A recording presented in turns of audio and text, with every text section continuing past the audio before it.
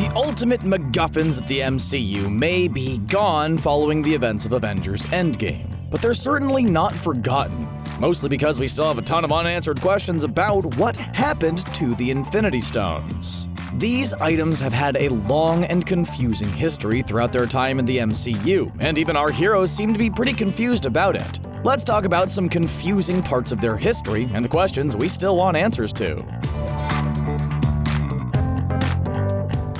Scattered. In Avengers Endgame, we saw our heroes going over the timeline of the various Infinity Stones, and it got more than a little bit confusing at times. Especially since most of the Infinity Stones have existed under various aliases at different points in time, like the Tesseract and the Orb.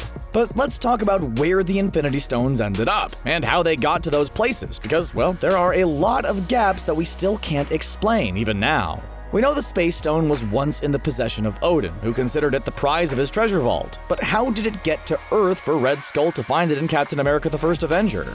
Also, it was mentioned numerous times in Endgame that the universe is a huge place. So why did so many of the stones just so happen to end up on Earth? Who put the Soul Stone all the way on Vormir, a place which until now hadn't had any relevance in the MCU? We know the Collector was interested in getting all of the Infinity Stones. So why did such a powerful being fail so spectacularly at this task? We might never know who scattered the Infinity Stones, and how they made those handy containment vessels for them.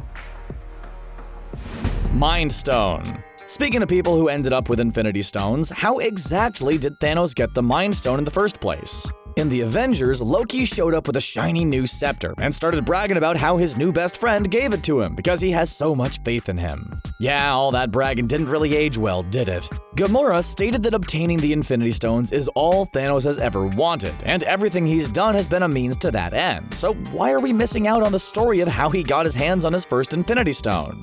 If getting the Infinity Stones was such a big deal, why did he hand one of them over to Loki of all people? We're not saying Loki isn't a powerful guy, but Thanos has his fanatically devoted Black Order at his disposal. He shouldn't have needed to go to an outsider for this. If anything, you would think he'd have wanted to handle this himself. Vormir. Gamora and Nebula are two potentially useful characters that fail to be particularly useful most of the time.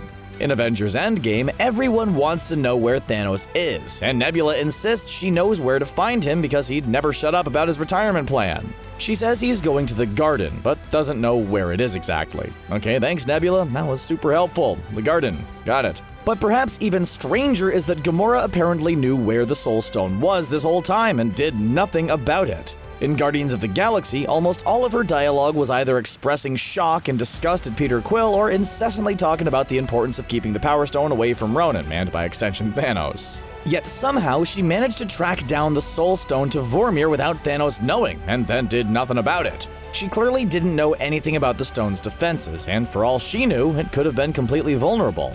She and the Guardians couldn't have at least flown in to see if the Soul Stone was in safe hands? How did she even know where to find the Soul Stone in the first place? Where did Gamora succeed where Thanos failed? Collector. We all know how badly Thanos wanted to get a hold of the Infinity Stones so he could cause the decimation, but we also know he wasn't the only person in the universe who desperately wanted to find them. It seems like word got around the universe that these things are immensely powerful, and these rumors glossed over the part about them frequently destroying people who try to use them. It wasn't just random treasure hunters out for the Infinity Stones either. In Guardians of the Galaxy, we learned that the Collector also wanted them. Of course, we simply know that he likes to collect things, hence the nickname. But is there more to this story? When he gives the Guardians a rundown of the Power Stone contained within the orb, he shows an informational video featuring a Celestial destroying a planet with the Power Stone. The Collector is one of the Elders of the Universe, who've been around since the dawn of time, which is when the Infinity Stones also came into being. Do the Celestials or the Elders of the Universe have a history with the Infinity Stones? Did the Collector simply want to possess them, or did he have something more insidious in mind?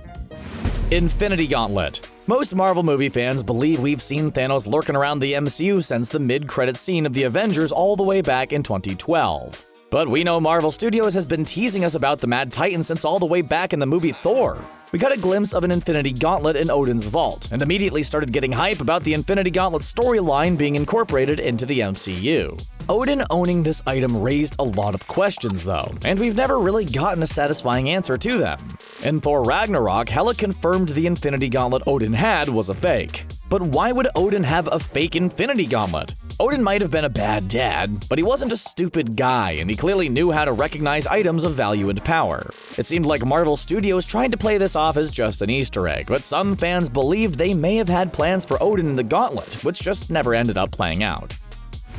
Powers. Each of the Infinity Stones has its own unique capabilities, and most of them are pretty easy to figure out. For example, the Time Stone allows the bearer to manipulate time. We know, we're sure you were puzzling over that one. We've seen many characters utilize the Infinity Stones in different MCU films. We've seen the Space Stone fling characters to different parts of the universe. We've watched the Power Stone give a serious boost, and the Mind Stone being used to control people's minds. It's pretty straightforward, but what about the Soul Stone? This was the one Infinity Stone we hadn't seen before Avengers Infinity War, and most of us were wondering what it could do.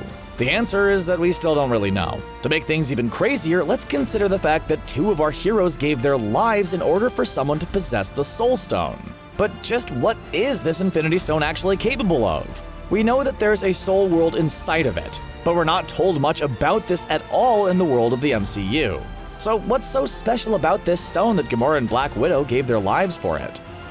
Superheroes. We all know that the Infinity Stones give people various abilities depending on the capabilities of that particular stone. The Soul Stone is a bit of a mystery in that regard, but let's talk about the Infinity Stones we've seen more often, because it seems as though they have the ability to develop superpowers. In Avengers Age of Ultron, we saw Scarlet Witch and Quicksilver show off their powers obtained with the help of the Mind Stone, and in Captain Marvel, we learned the Space Stone was the reason Carol Danvers turned into Captain Marvel. If it's possible for the Infinity Stones to give long-lasting powers, then it seems like pretty much every villain who's ever had one severely underutilized it. Could Thanos have made himself even more powerful than he already was? If he was so desperate to get the stones and knew so much about them, then why doesn't he have awesome superpowers like Captain Marvel? He had to take the Power Stone out of the Infinity Gauntlet to do any damage to her at all when they fought in Endgame. Exile. It seems as though Marvel has been pretty inconsistent about the rules regarding the Infinity Stones. In Guardians of the Galaxy, we saw numerous times that grabbing an Infinity Stone with your bare hands was a bad idea. This was further reinforced by the fact that the stones are usually shown in some sort of containment vessel. Yet in Endgame, we saw the Ancient One just hand over the Time Stone instead of the whole Eye of Agamotto. And what about when the Red Skull tried to grab the Space Stone in Captain America: The First Avenger? We learned in Infinity War that he ended up on Vormir guarding the Soul Stone, but who was guarding it before he got there? Why Red Skull? Why not Loki, Thanos, Nick Fury, or heck, Goose? They all had access to the Space Stone and didn't end up marooned on Vormir. When Avengers Infinity War ended, many fans wanted to know what was going to happen to Red Skull. The Russo brothers claimed he's now free to pursue his own goals, but how's he even going to get back to Earth? Genius. In Avengers Infinity War, we learned the lengths Thanos went to in order to obtain the Infinity Gauntlet. The terrible, terrible, terrible lengths. He traveled to the dwarven realm of Nidavellir and got Eitri to forge the gauntlet for him.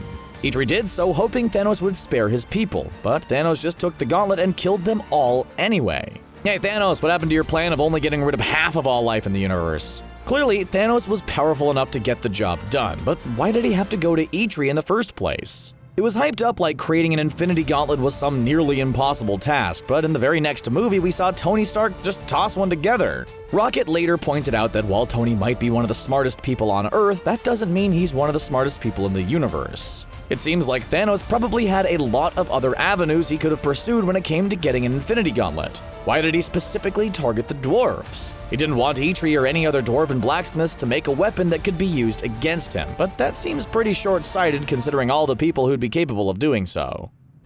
Destruction.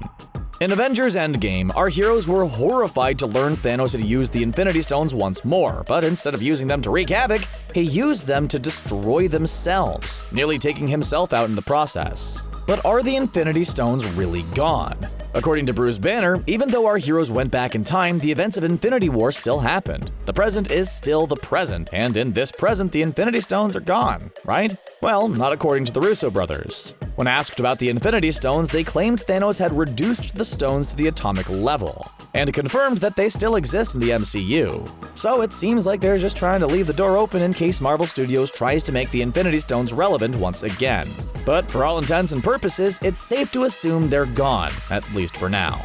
The Infinity Saga has ended, and we're getting ready for Marvel's Phase 4 and all the new threats to the universe it's going to bring along with it.